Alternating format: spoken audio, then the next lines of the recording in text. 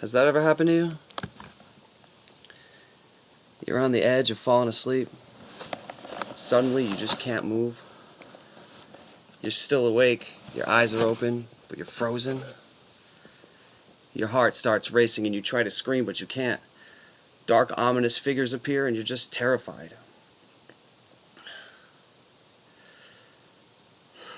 It sounds like a nightmare, doesn't it?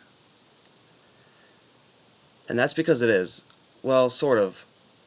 What you just saw is a very common natural thing that we call sleep paralysis. The American Psychological Association defines sleep paralysis as the brief inability to move or speak just before falling asleep or on awakening, often accompanied by hallucinations. This is something that's happened to me many times, and I've actually researched it before, trying to find out more about it, more about what was happening to me, and I'm willing to bet some of you have had it happen to you too. I'm going to let you in on some facts about sleep paralysis and why it's not something you should be afraid of. Sleep paralysis is not a serious health issue, but it is a sleep disorder, right up there with insomnia. Happens to about 40% of people at least once in their lives.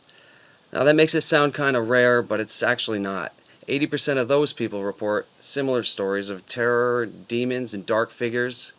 It's such a vivid and scary experience that people are actually afraid to report it. It happened to me. At first, I didn't know what it was. I thought my house was haunted. You see, people see these things and they think they're going crazy. Hearing things that aren't there, seeing things that aren't there, or they think that they've been abducted by aliens. So they don't tell anybody because they don't want other people to think that they've gone insane. Now, there are reasons for the things you see. You only see the dark, scary things because you're conscious while in a dream state.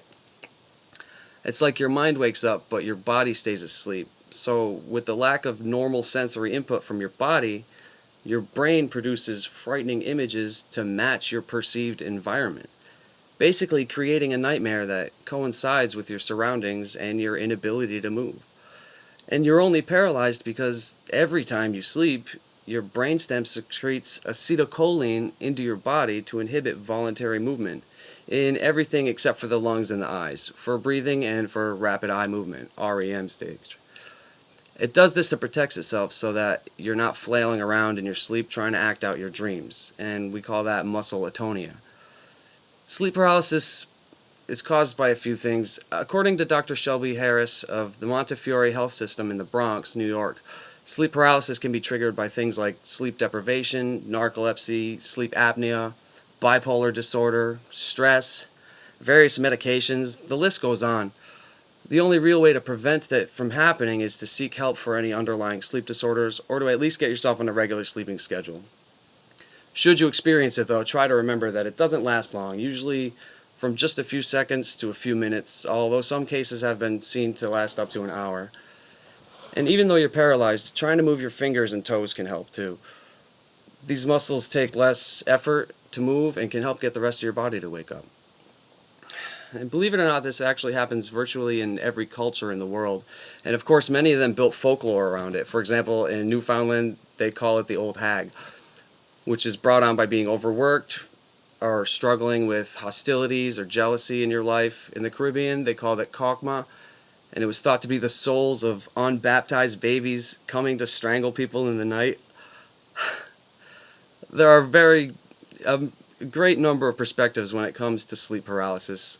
Professor David J. Hufford of the Pennsylvania State College of Medicine says in an interview that realistically these episodes are very normal, nothing to worry about, and that many people have been known to practice inducing sleep paralysis, to use it as a catalyst to transcend into other types of consciousness.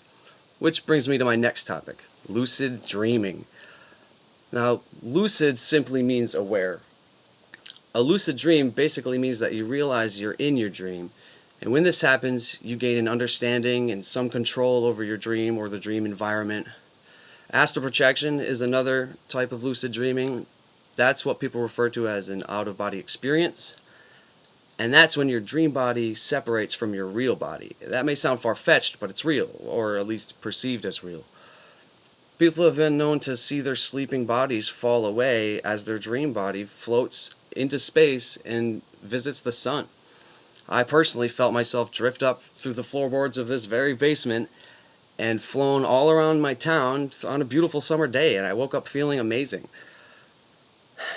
You may be wondering where the connection is. Well, lucid dreaming happens when you become aware in the middle of rapid eye movement, which is when dreaming happens. And sleep paralysis happens when the REM cycle begins before, or should I say, without being unconscious. So by being sleep paralyzed, you can start dreaming while fully understanding that you're going into the dream state. And sometimes you can even predetermine what kind of dream you're going to have. There's actually a lot of science behind it too. Dr. Stephen LaBerge has pioneered the research and study of lucid dreaming for more than 30 years. He's invented terms to describe different types of lucid dreams. For instance, becoming lucid while already in REM cycle is called a dream-induced lucid dream, or a DILD, but being sleep paralyzed and entering straight into a lucid dream is called wake-induced lucid dream, or a WILD. Now, at first glance, sleep paralysis can seem like a horrible experience. It's comforting to know that I'm not the only one, and it's actually very common, showing up in every culture around the world, being virtually harmless, and providing a doorway into lucidity. I look at it in the most positive way and actually look forward to it happening. I hope that if any of you experience sleep paralysis in your life, you remember what I said. Don't be afraid. Try to embrace it. I've been dealing with it for years, and I've only just begun to truly understand it and enjoy my dreams to the fullest. Alright, well, thanks for watching. It's getting pretty late, so good night.